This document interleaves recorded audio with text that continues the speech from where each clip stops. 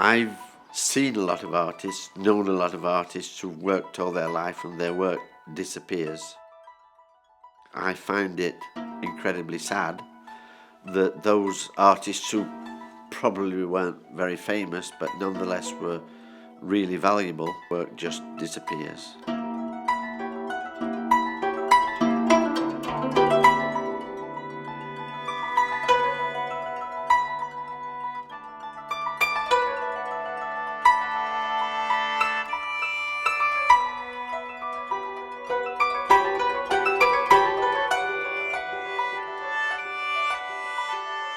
I'd always liked the idea of an artist's house, that there is something about the domestic, there's something about the notion that you could control it yourself, quite important. There's a history of the artist's house. It appeals to all of us, the idea that there is somewhere that someone lived, that has a history that is interesting, has old objects in it. It's human to be interested in times past. I've got a quote somewhere which is from Joseph Conrad. The idea of art, it connects lost souls, it connects the living with the dead, and it connects us all to humanity and creativity. Once I had the money, I decided that that's what I was going to do, to have my own house in a community that was interested in a socially aware community, and somewhere in the sun where people could come, enjoy it, maybe have artists living and working in it, and for my family and people to enjoy and see what I've achieved. I came to Potries because I was looking for a town that made things historically. Potries was an old ceramics town. It's close to the coast, it's a small village, it's very community minded, and it's a fabulous village. I bought the house, renovated it, and moved everything in. It's a dream come true, as they say.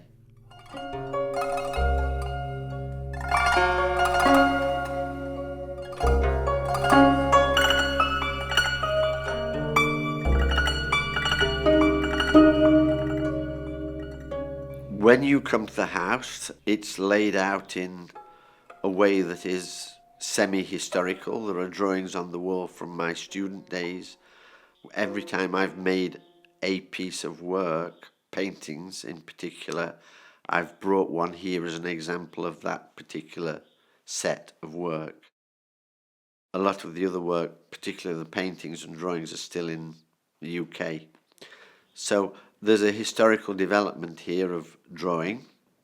Is also my collection of objects, which have been collected over many years. So you'll see the objects here from which some of the sculptures have been derived. And I wanted the local people to engage with it, particularly the local people to engage with it. And I understand that's quite a long process. It may be something that will only happen on any kind of extent when I'm gone. But I'm happy with the idea that that is a possibility.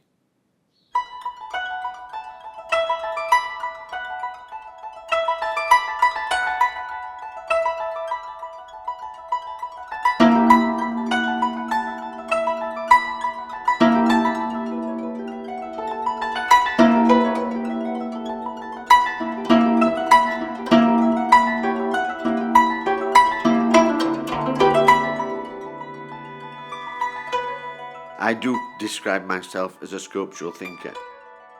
Art is an intellectual activity, demands thought.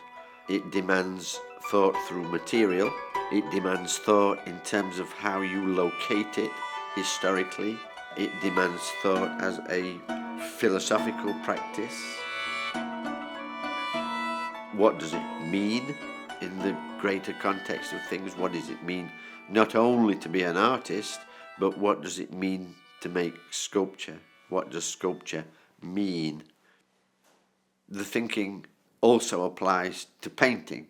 It's an intellectual activity. The contemporary thing is that it's about emotion, it's about subjectivity, and anybody can do it. It's about identity.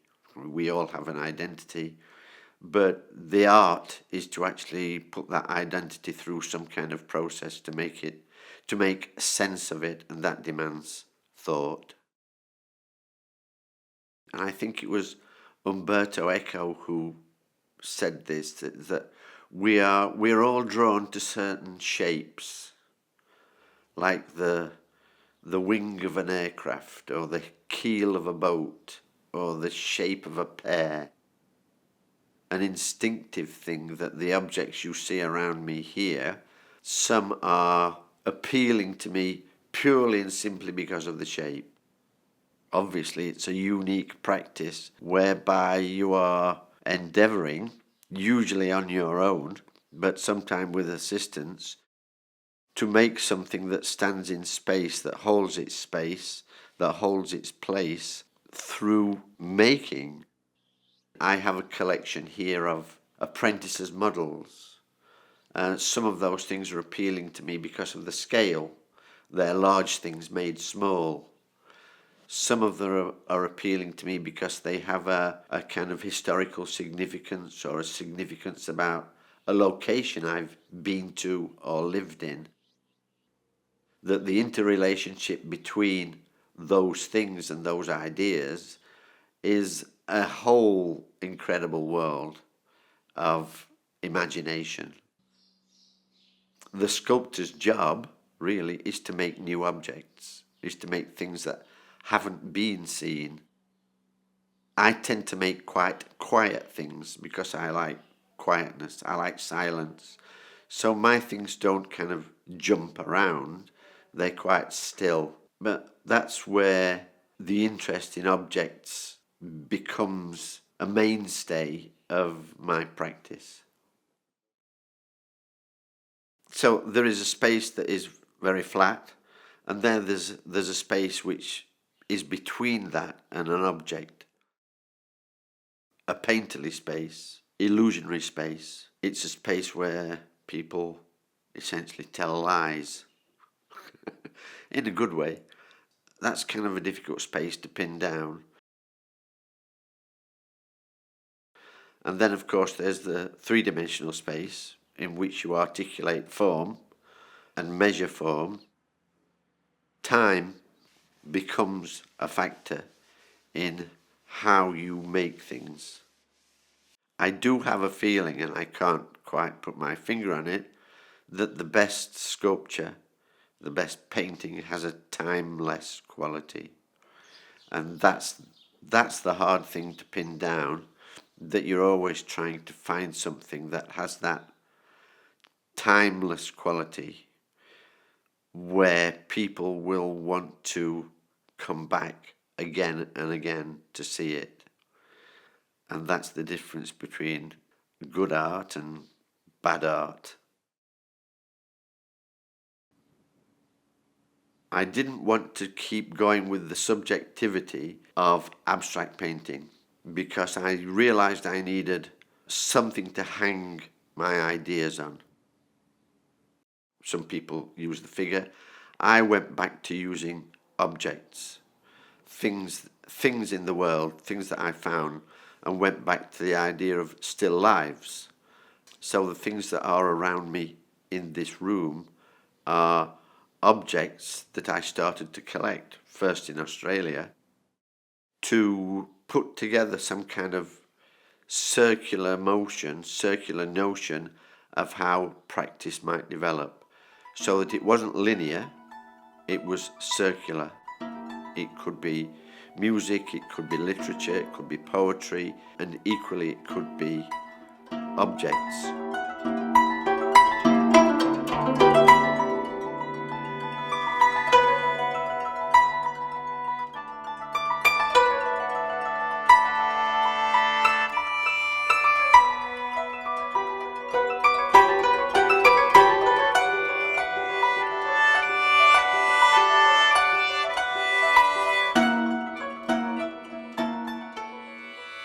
Sculptures in here are made from collections of objects, things, materials, some cast, some constructed, some carved, and they were all based around the idea which came from a poet who was relating the idea of the artist's plinth as his circle of solitude. So I started to make a whole series of sculptures which had the intention of making everything based upon a very small circle.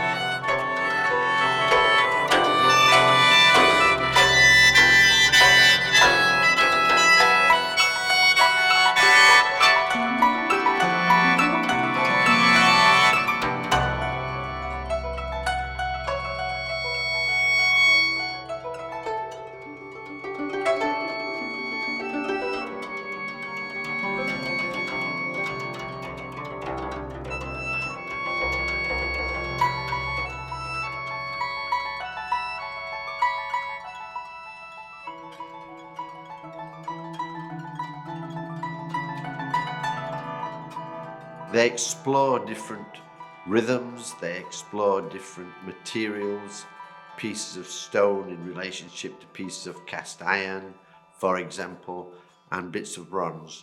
So they are sculptures as still life.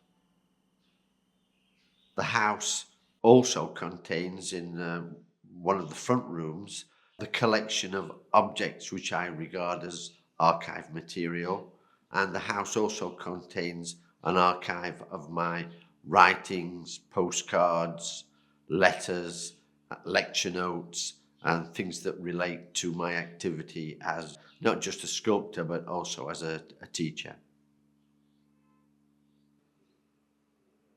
There's a process whereby I move things, balance things. Balance is important.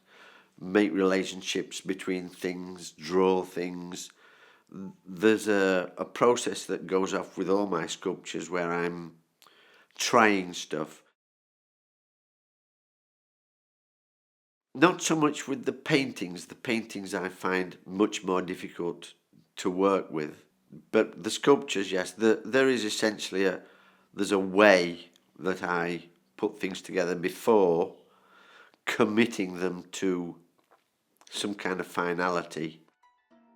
Maybe when I commit them to maybe stone or bronze or something like that, they do lose some of that quality, but they gain something which is a little bit more steadfast.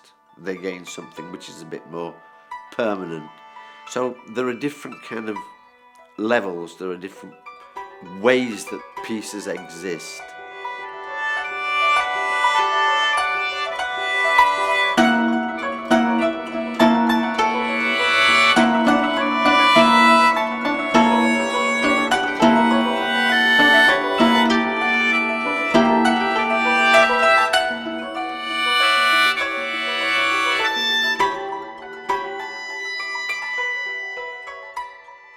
I find painting much more difficult than making sculptures because the brain has to act much more quickly, and the way that you manage a flat surface I find much more difficult to manage. But yes, there are definitely different parts of your brain that are activated with painting and sculpture. I like rules in sculpture, I like conventions in sculpture, and I like the notion that rules are managed with emotions. The rule that corrects the emotion and the emotion that corrects the rule, and that's a kind of curiosity which I think makes a good piece of work. There is something called technique that comes into it, which have rules, but they are also rules that need to be broken. So I try not to become too technical or let the technique drive the work. Equally, I try not to let the emotion drive the work. And then, of course, if I make a very big piece, you've really got to commit to the singular idea that it's going to stay there for a long time. Barnett Newman talked about his paintings being about the sanctity of place. And obviously, if you're making a big piece of sculpture, the place is a major difficulty or asset. If you get to be able to place it where you want to, then you're controlling the space, you're controlling the time, you're controlling how it's seen. You don't always get that opportunity when you're making a big piece of work. And that can be a toss-up whether or not you want to do it or you don't want to do it, how you feel about its role and its existence there.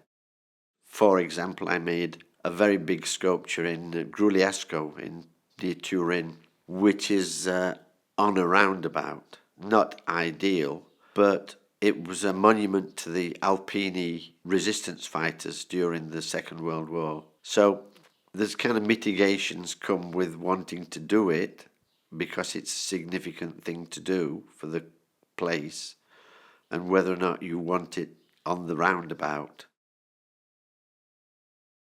Place is also very important with the small sculptures, whether it's on a plinth, whether it's on the floor. Its scale in relationship to what is next to it. They're all major considerations for a sculptor.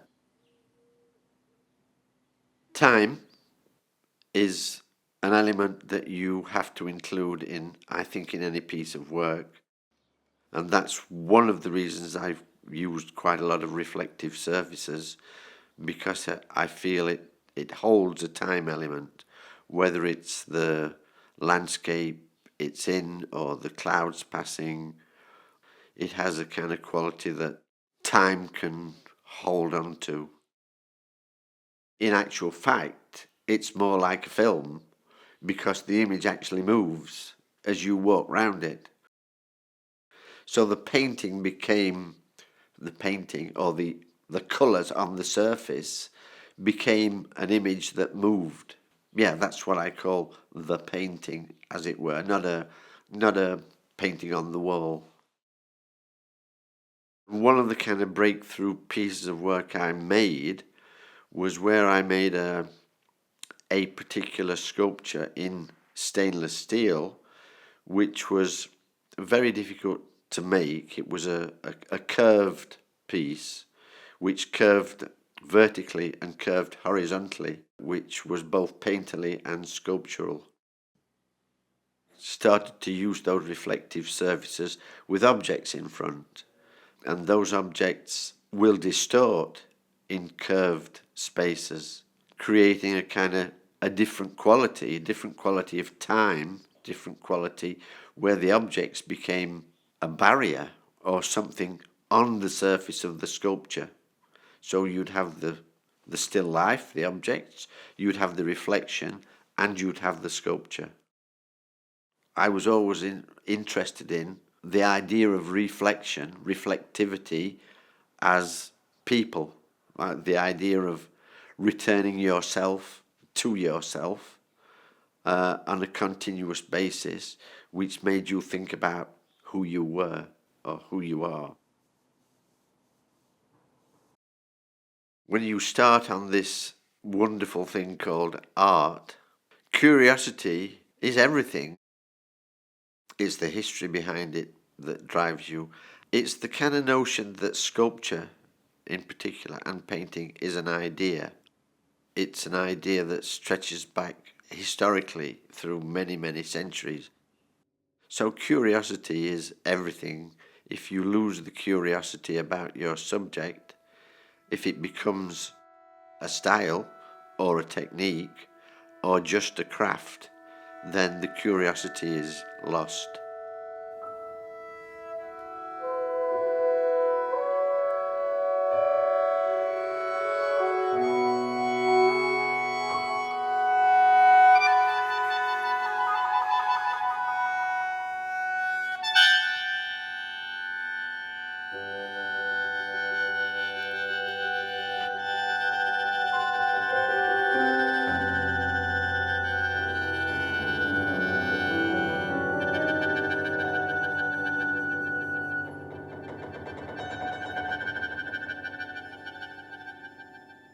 The history of painting, the history of sculpture, I believe, are ideas within themselves. They're not things that exist in isolation.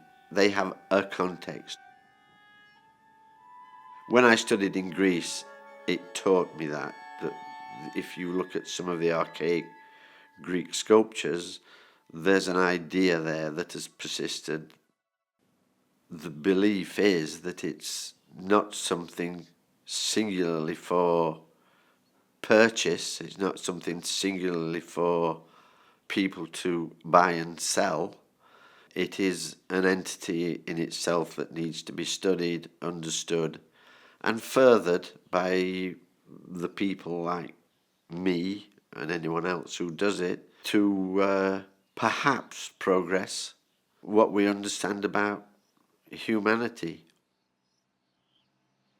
For example, I particularly like Morandi's work, always have done, and only 5-6 years ago I decided to go to Bologna to see his studio where he lived.